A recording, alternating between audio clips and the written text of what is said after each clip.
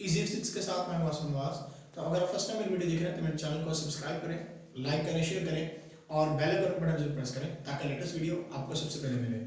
तो chapter number 1 physical quantities and measurement हमने start किया हुआ था। तो चैप्टर 1 जो है वो हमने कंप्लीट कर लिया और अब इसकी हम एक्सरसाइज जो है वो कर रहे हैं। एक्सरसाइज के न्यूमेरिकल प्रॉब्लम जो है वो हम कर रहे हैं। इससे पहले हमने एमसीक्यूज की वीडियो की हुई थी, वो भी आप लास्ट में देखिएगा। और उसके बाद हमने न्यूमेरिकल्स 1.1 से 1.5 तक की वीडियो की हुई है, मैं डिस्क्रिप्शन में उसका लिंक दूंगा, तो आप उन न्यूमेरिकल्स को भी लाजमी करिएगा। तो आज जो हम न्यूमेरिकल 1.6 से 1.10 तक जो है उनको मुकम्मल करेंगे। तो स्टार्ट करते हैं। सबसे पहला जो न्यूमेरिकल आज का हमारा है 1.6। तो सबसे पहले स्टेटमेंट को हम जो है वो रीड कर लेते हैं। स्टेटमेंट में क्या बोला उसने, 1.6 में कहता है क्लोजिंग द जाज ऑफ अ वर्नियर कैलिपर, कि वर्नियर कैलिपर के अगर हम जाज को क्लोज करते हैं, zero of the vernier scale is on the right to its main scale such that fourth division of its vernier scale coincide with one of the main scale division. Find its zero error and zero correction. तो आपने zero error और zero correction जो है वो आपने मालूम करनी है जब वर्नियर स्केल की फोर्थ डिवीजन यानी चौथी डिवीजन जो उसकी है वो मेन स्केल की किसी डिवीजन के साथ क्या कर रही है, मैच कर रही है। तो इसके लिए हमें करना क्या पड़ेगा, हमें करना ये पड़ेगा सबसे पहले हम लिखेंगे कि मेन जो number of vernier scale division है coincide with the main scale division. तो ये पहले लिख लेते हैं, number of vernier scale division coinciding with the main scale, तो वो है फोर्थ डिवीजन यानी चौथी डिवीजन उसके साथ क्या कर रही है, मैच कर रही है। अब उसके बाद वर्नियर स्केल रीडिंग हमने जब करनी है तो वर्नियर स्केल की रीडिंग जो होती है उसका तरीकाकार ये होता है कि हम जो है n मल्टीप्लाई जो है वो लीस्ट काउंट कर लेते हैं, यानी n number of vernier scale division होती हैं कंसाइड with main scale division. In divisions को हम लीस्ट काउंट के साथ मल्टीप्लाई करेंगे। तो इस तरह से हमारे पास क्या आ गया, वर्नियर स्केल रीडिंग आ जाएगी, वर्नियर स्केल रीडिंग। तो वर्नियर स्केल रीडिंग कैसे आएगी, मैंने बोला कि number of vernier scale division जो है वो कौन सी डिवीजन वर्नियर स्केल की मैच कर रही थी, फोर्थ डिवीजन है। तो 4 मल्टीप्लाई हम क्या करेंगे, लीस्ट काउंट करेंगे। अब वर्नियर जो कैलिपर है इसका लीस्ट काउंट वर्नियर कैलिपर की वीडियो में मैंने आपको बताया था, तो मैं डिस्क्रिप्शन में वर्नियर कैलिपर की वीडियो का लिंक भी दूंगा, तो आप उसको भी लास्ट में देख लीजिएगा। वर्नियर स्केल जो है वर्नियर कैलिपर जो है उसकी वीडियो को अच्छी तरह से समझिएगा, तो ये न्यूमेरिकल आपके लिए बहुत आसान हो जाएगा। तो अब उधर मैंने बताया था कि उसका लीस्ट काउंट 0.1 जो होता है वो मिलीमीटर में होता है, लेकिन 0.01 सेंटीमीटर में होता है, तो हम यहाँ पे सेंटीमीटर में यूज कर रहे हैं। तो 4 मल्टीप्लाई 0.01, तो ये हमारे पास कितना आ जाएगा, ये हमारे पास आ जाएगा 0.04 सेंटीमीटर में हमारे पास आ गया। तो जब ये हमारे पास आ गया, अब उसके बाद हमने जीरो एरर फाइंड करना है। तो जीरो एरर का तरीका क्या है, आप लिखोगे यहाँ पे zero error is equal to main scale reading, main scale reading plus आपने क्या कर देना है, प्लस आपने वर्नियर स्केल की रीडिंग कर देनी है, प्लस वर्नियर स्केल रीडिंग। तो मेन स्केल की जो हमारे पास रीडिंग है वो क्या है, वो 0.0 सेंटीमीटर है, यानी हमें किसी भी डिवीजन से मैच जो करनी थी तो वो हम कहते हैं 0.0 सेंटीमीटर हम लिख देते हैं, प्लस हम वर्नियर स्केल जो है उसकी रीडिंग 0.04 सेंटीमीटर में है। तो इस तरह से हम इसको क्या लिख सकते हैं, इस तरह से हमारे पास 0.04 सेंटीमीटर में आ जाएगा। अब आपकी बुक वाले ने प्लस 0.04 सेंटीमीटर लिखा है और माइनस 0.04 सेंटीमीटर लिखा है, तो ये किस सूरत में हो सकता है, जब आपको बताया था कि जब जीरो एरर नेगेटिव होता है जीरो करेक्शन पॉजिटिव होती है, तो जब जीरो एरर नेगेटिव होगा जीरो करेक्शन पॉजिटिव होगी, यानी इसके साथ बेशक ये रीडिंग मैंने आपको बताया है, तो तो आप यहां तक भी इसको कर सकते थे कि आप वर्नियर स्केल की रीडिंग को जब लीस्ट काउंट से आपने मल्टीप्लाई कर दिया है, उसके बाद जीरो करेक्शन जब आपने अप्लाई करनी है, तो अगर जीरो एरर नेगेटिव है, यानी जो आपका जीरो एरर आ रहा है इंस्ट्रूमेंट का, वो अगर नेगेटिव है तो जीरो करेक्शन क्या हो जाएगी, पॉजिटिव हो जाएगी। और अगर जीरो एरर पॉजिटिव है तो जीरो करेक्शन के साथ क्या आ जाएगा, नेगेटिव का सिंबल आ जाएगा। तो इस तरह से हमारा 1.6 न्यूमेरिकल जो है वो मुकम्मल हुआ है।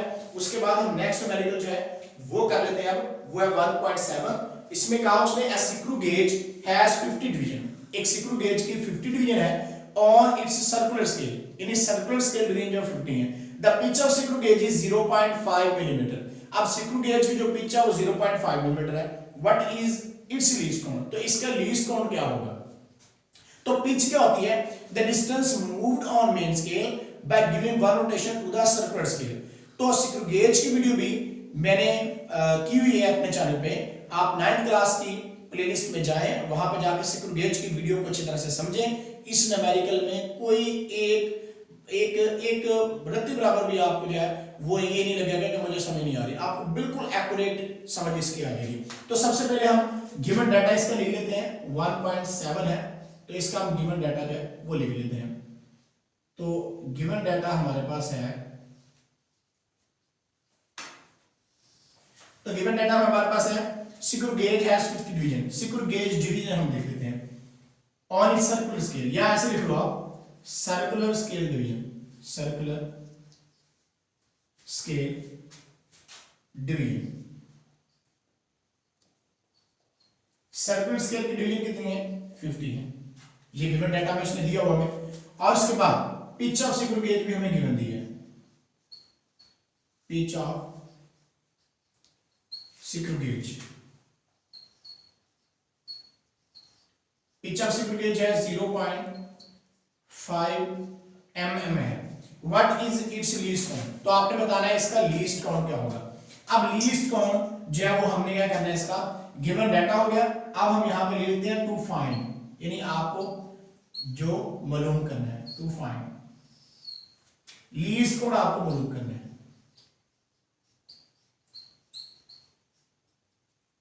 ठीक, अब उसके बाद आ जाते हैं सॉल्यूशन। सॉल्यूशन कैसे करेंगे कि जब भी आपने लीस्ट काउंट फाइंड करना है, लीस्ट काउंट का फार्मूला ये होता है, least count is equal to pitch divided bye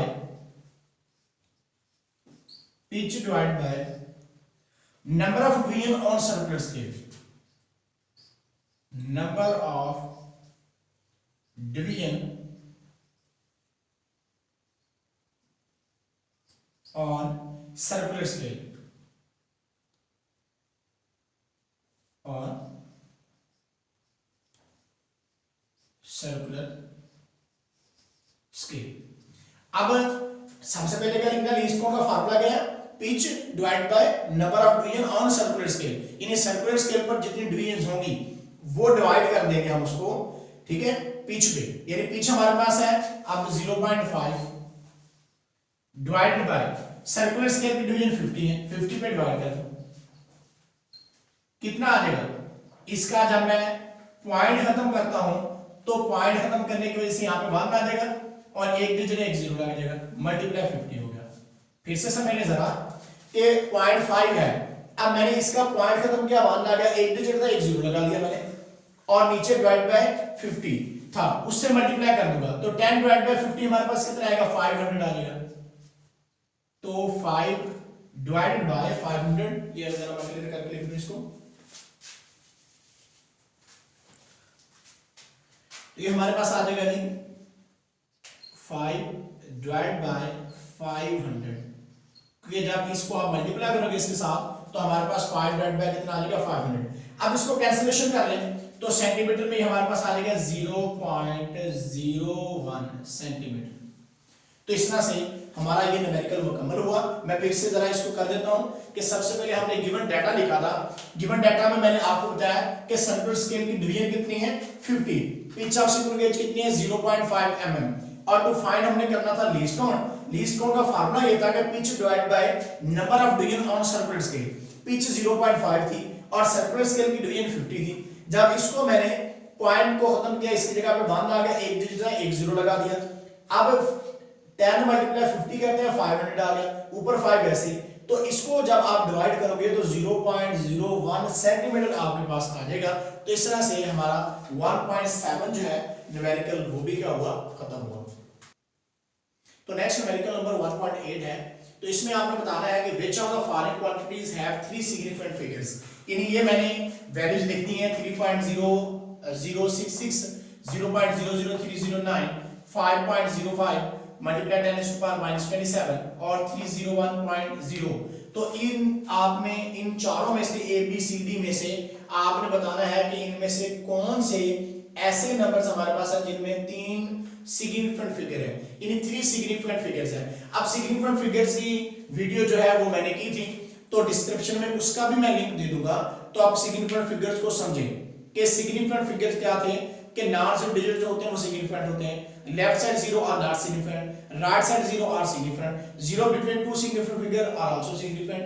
in whole numbers में जब हम बात करते हैं तो 0 हम देखते हैं सूत्र के मुताबिक कि स्पेस फिल करने के लिए है या वो एक्चुअल में उस जो क्वांटिटी हमारे पास होती है उसका हिस्सा होता है, तो ये हमें कुछ देखना पड़ता है। तो सिग्निफिकेंट फिगर्स की मैं वीडियो जो है उसका लिंक दूंगा डिस्क्रिप्शन में, तो आप उसको लाजमी देख लीजिएगा, उसके बाद आपको इसकी प्रॉब्लम नहीं आएगी। तो अब सबसे पहले हम देखते हैं 3.006 है।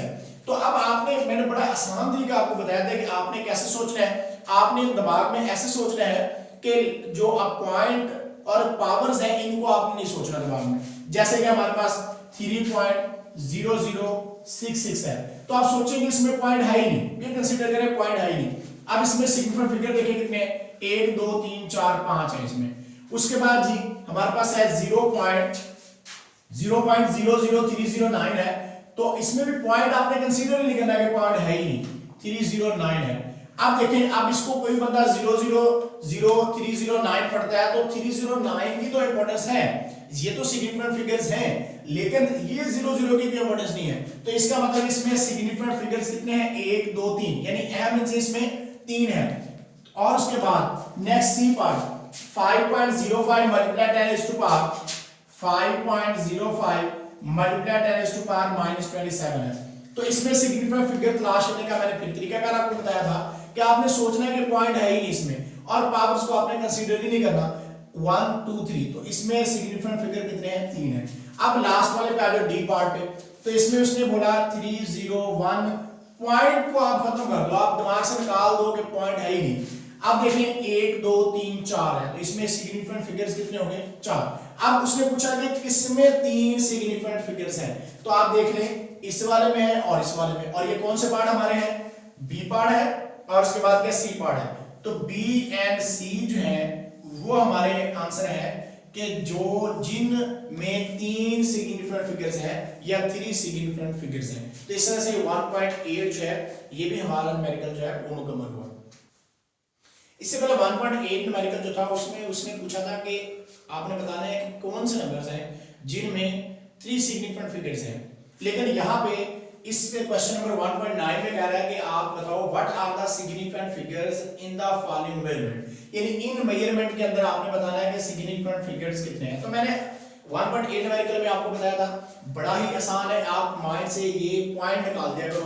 पॉइंट निकालने के बाद देख लो 1 2 3 4, क्योंकि सिग्निफिकेंट फिगर्स जो होते हैं उनके दरमियान में जो 0 आते हैं वो सिग्निफिकेंट होते हैं। तो इसलिए इसमें कितने सिग्निफिकेंट फिगर्स हैं, 1 2 3 4। तो इसका आंसर है कि इसमें 4 सिग्निफिकेंट फिगर्स हैं, ठीक। और इसके बाद इसमें इसका आंसर चेक करते हैं क्या आता है जी। इसमें देखिए मैंने बोला था पॉइंट खत्म कर दो दिमाग से, तो पॉइंट खत्म किया आपने दिमाग से, तो अब कितना आ गया, 1 2 3। ये पॉइंट लगा देता हूं क्योंकि वैल्यू में मौजूद है, लेकिन आपने ज़हन में थोड़ा तसव्वुर करना है कि पॉइंट नहीं है। तो जब ये पॉइंट नहीं होगा, मैं यहाँ पे हाथ रख लेता हूं, तो जब ये पॉइंट नहीं होगा तो इसके बाद आप देखिए इन जीरोस की कुछ इंपॉर्टेंस नहीं है, तो इसका मतलब 1 2 3 है, इसमें सिग्निफिकेंट फिगर्स 3 है। अब इस पे आ जाते हैं, इसमें 1.66 मल्टीप्लाई 10⁻⁻27 kg। अब पावर को मैंने बोला था कंसीडर ना करो आप, तो अब पॉइंट को खत्म करें तो 1 2 3 है, तो इसमें कितने सिग्निफिकेंट फिगर्स हैं, इसमें 3 सिग्निफिकेंट फिगर है। अब इसकी बारी आ जाती है 1 2 3 4, तो इसमें कितने सिग्निफिकेंट फिगर है, ये तो सिंपल सा था, इसमें 4 सिग्निफिकेंट फिगर्स है। तो इस तरह से हमारा 1.9 न्यूमेरिकल भी मुकम्मल हुआ। अब हम करते हैं 1.10 न्यूमेरिकल। 1.10 न्यूमेरिकल में कहता है कि एक chocolate Apple is 6.7 centimetre long and 5.4 centimetre wide है, यानी एक चॉकलेट एप्पल है वो 6.7 सेंटीमीटर उसकी लंबाई है और 5.4 सेंटीमीटर उसकी चौड़ाई है। Calculate its area up to reasonable number of significant figures, यानी एक जो रीजनेबल नंबर्स तक होते हैं, यानी सही नंबर सही सिग्निफिकेंट फिगर्स तक जो है वहां तक आपने बताना है कि वो क्या आंसर है, तो उसी को आप आंसर कंसीडर कर लेंगे। तो सबसे पहले हम गिवन डाटा देखते हैं। 1.10 न्यूमेरिकल है, तो गिवन डाटा हमें क्या क्या है, गिवन डाटा, तो गिवन डाटा में हमें पास लेंथ है, लेंथ ऑफ रैपर जो है वो है 6.7 सेंटीमीटर और उसके बाद जो वाइड है यानी विड्थ उसकी है वो है 5.4 सेंटीमीटर और उसके बाद कैलकुलेट द एरिया। अब टू फाइंड हमने क्या करना है, टू फाइंड में हम लिखेंगे टू फाइंड एरिया फाइंड करना हमने इसका चॉकलेट रैपर का, और इसके बाद सॉल्यूशन या कैलकुलेशन आप लिख सकते हैं यहां पे सॉल्यूशन। अब एरिया निकालने का फार्मूला क्या होता है, एरिया निकालने का फार्मूला आप छोटी क्लासेस में पढ़ गए हो कि एरिया हम बड़ी आसानी से निकाल सकते हैं। एरिया होता है लेंथ मल्टीप्लाई विड्थ, हम यहां पे लेंथ मल्टीप्लाई विड्थ कर देंगे। तो लेंथ इसकी कितनी है 6.7 है,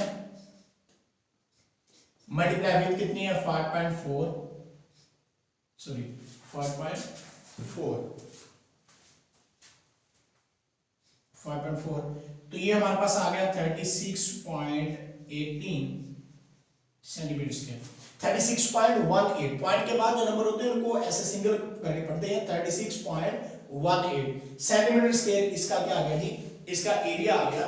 तो अब उसने कहा था कि रीजनेबल सिग्निफिकेंट फिगर्स तक लिखने हैं, तो इन नंबर्स की इंपॉर्टेंस नहीं है, तो हम क्या लिखेंगे सिग्निफिकेंट फिगर्स जो है इसमें 36 है, तो 36 सेंटीमीटर स्क्वायर जो होगा यही हमारा आंसर होगा। और आंसर को आपने हाईलाइट जरूर करना होता है, मतलब इसको बॉक्स में आपने ऐसे कर देना होता है। तो मैं करके भी दिखा देता हूँ जरा आपको। एरिया हमारे पास आ गया, लो जी। तो इस तरह से आप आंसर को क्या कर दिया, आपने हाईलाइट कर दिया। तो न्यूमेरिकल नंबर 1.10 भी हमारा मुकम्मल हुआ। आज हमने 1.6 से 1.10 तक के न्यूमेरिकल जो है वो मुकम्मल कर लिए हैं। इससे पहले 1.1 से 1.5 तक किए थे।